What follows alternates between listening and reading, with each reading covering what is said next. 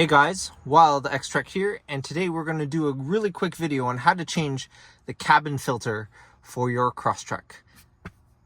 That's all coming up in today's video.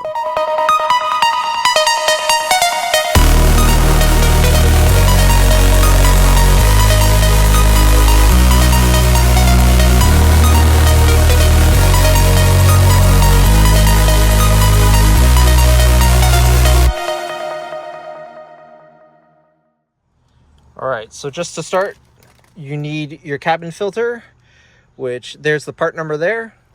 And I just picked this up from my local Subaru dealership. I decided to go with the OEM one just because of cost, and most other cabin filters have roughly the same performance. Choose one that you like the most. However, just make sure it's compatible with your car. So to start, you're going to first need to remove your glove box. So empty it out, and then there's a small hinge thing right here.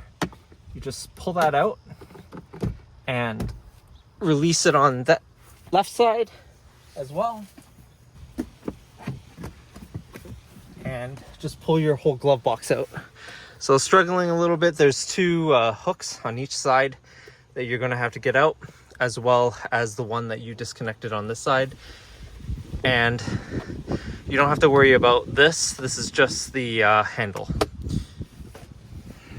So next, what you got to do is you got to squeeze these two pieces in, and this comes off. You'll notice that the old air filter is labeled up. So you're going to pull this down and out, and that's what my old filter looks like. And we're going to replace it with the new one.